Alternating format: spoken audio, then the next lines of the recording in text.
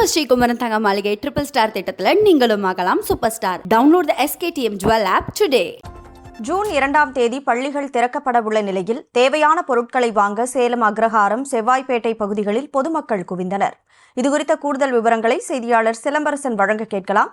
சிலம்பரசன், வணக்கம். பொதுமக்கள் குவிந்திருக்கக்கூடிய சூழல்ல அங்க போக்குவரத்துக்கு பாதிப்பு ஏதேனும் ஏற்பட்டிருக்கா? முழு விவரம் என்ன? வணக்கம்.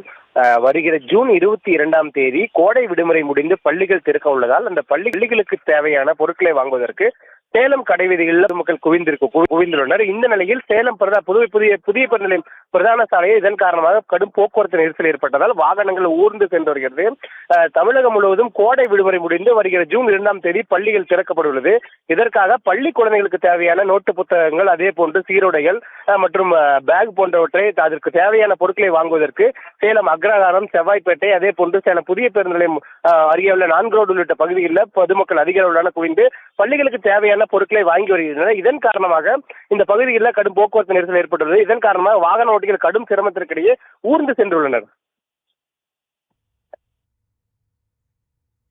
விவரங்களை வழங்கியதற்கு நன்றி சிலம்பரசன்.